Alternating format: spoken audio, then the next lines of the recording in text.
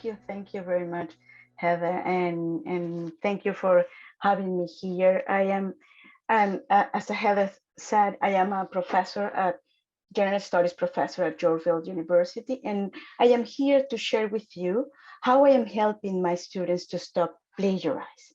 So, but with the title, I need to recognize that yes, my students is in the psychology at everyday life course plagiarize, and this is not a problem only in my courses.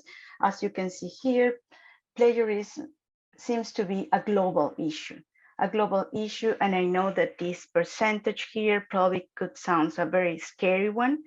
68% of students admit that they copy paste from internet. So, but I knew that, but my main concerns is why my students plagiarize. So I start to look at different research, and I found McCabe, that is an authority in plagiarism, said that, well, it's a set of arguments that the students use when they justify an incident of plagiarism. Sometimes is that pressure, stress, laziness, lack of preparation, too many things. But in one of my research, the one that I did with the Blue community, I found something interesting about my students, and is this what I call the help each other effect. Students, my students, mainly international students, the cultural background is homogeneous. They are mainly South Asia students, and they used to share with me that kind of things. Like they say to me, you know, Irene, we help each other because it's part of our nature, it's part of our culture.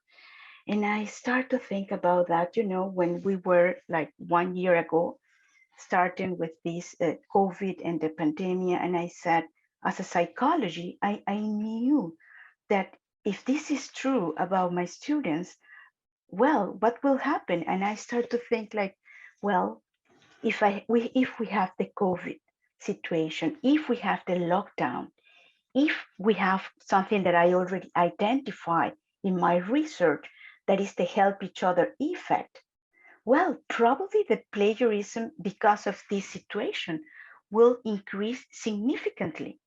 So what can I do? What could I do to help my students? And well, this is, of course, this is not a real equation. This is me like thinking, you know, like in a very complex way. And I say, well, the only thing that I can change is this one, the assignments. I cannot change the help each other effect. Looks like a cultural value and belief. I cannot change the COVID-19, unfortunately, and I cannot change the lockdown. So I start to think about this, the idea of changing the assignment. But of course, we have we have the curriculum, we have the design of the courses, but the interesting thing about psychology of everyday life class is that each assignment provides you with two options. Students can select the topic, or the professor can assign a specific topic. And I decide, well, I will assign the topic, but more than that, I will try to look for topics that are unique, because I know that my students will try to help each other. And how could I select unique topics? And this is when I decide to look for academic papers. So what I did is that for each assignment, I look for, let's say that I have a class of 20 students.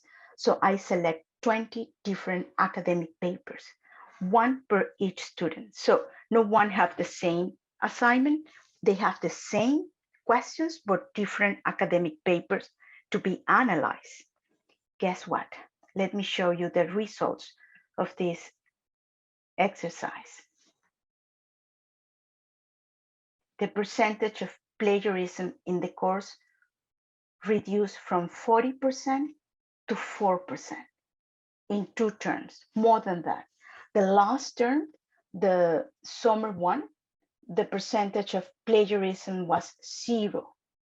I keep the same strategies, like using one specific academic paper per student and no plagiarism at all. So what is this experience telling us and telling me? Well, the experience is telling us, I will say, 4 different things. The first one, that the incident of plagiarism seemed to be closely related to the nature of the assignments.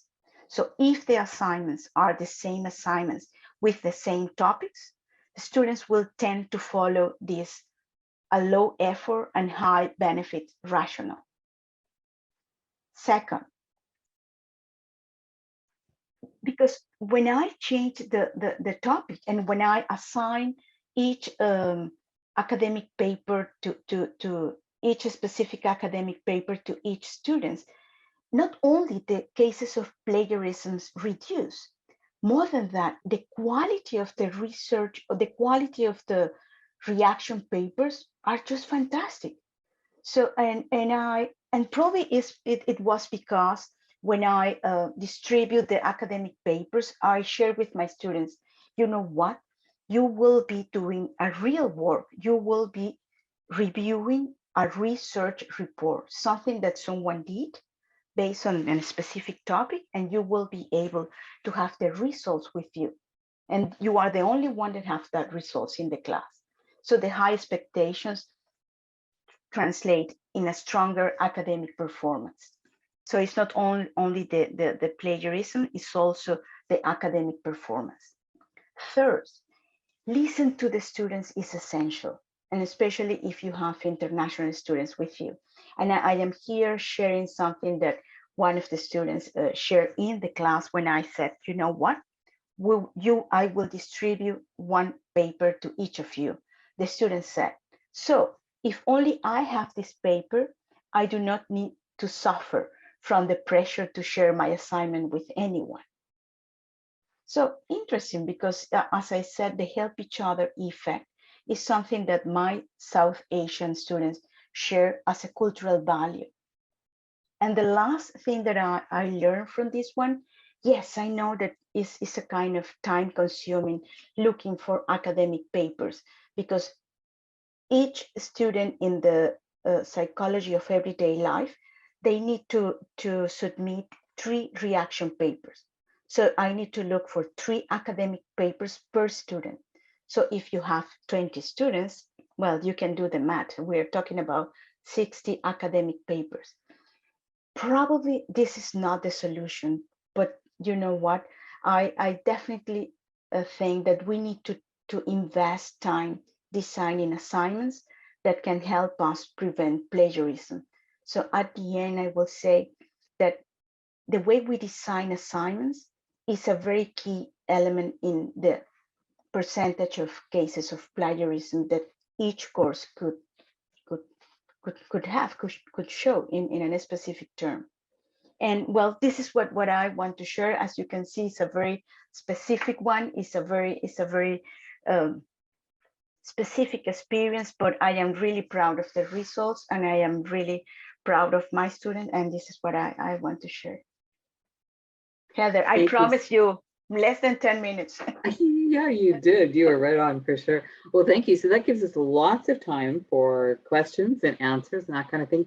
And I would just ask everyone to put up their hands or whatever. So at this point, I know Ray's got his hand up there. He did even before he quit speaking. So Ray, would you like to go forward with your question? Certainly. Thank you, Heather. And thank you, Irene, for a very interesting presentation.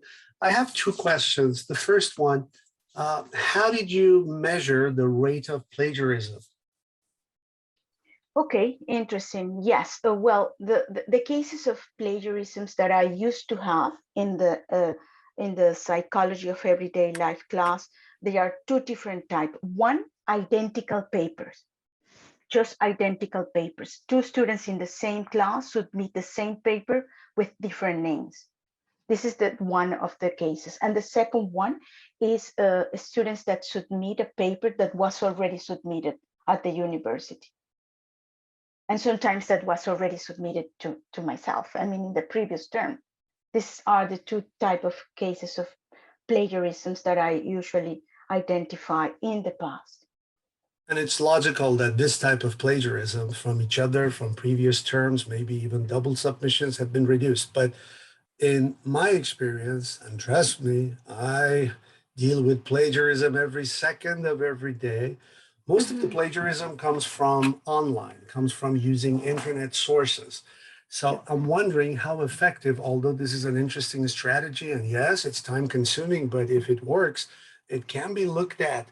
But I have a feeling if, like us, you use software like Turnitin, you may be surprised to see those who do want to plagiarize, use external sources, use anything that's not original from them, can very easily still, in this system that you've put together, continue using those sources. And I don't want to go, darker places like contract cheating and all that, very simply from the internet. So it would be great if you can test your theory using available software like Turnitin, which comes, I understand, with its own limitations. And there are institutions that, especially in Canada, prefer not to go there because the database is in the United States and all the complications that come with it. But it would be interesting to see if the true rate of plagiarism is decreased once you can check the work of these students who are doing individually different assignments against available sources on the internet. That was my first question, and you answered, and probably something. Yeah, but sorry to interrupt you, but yes, I mean the reaction papers should be submitted on Turnitin. So the Turnitin report less than 20% of similarities, like 10%. Oh, okay, that's what I asked. So Yeah, you received sorry. lower similarity rates on Turnitin after this? Yes, absolutely. Okay, Less than 20. And I already share in the standard abstract the questions that I designed for the students. So I asked them to first they should tell me what the paper is about, what type of methodology was used, and so what is the third question is what do you think about the findings? And at the end of the course, they need to compare the 3 papers. And it's interesting because the final reaction paper is a very demanding one. It's not a simple one. And you know what? The performance is fantastic, better than before. Absolutely. And that's why I am here sharing with all of you this one, because to me is the problem of plagiarism just is, I will say not disappear, but it's under control. Irene, sorry, can I just, before you continue on, Ray, can I get you to quit screen sharing?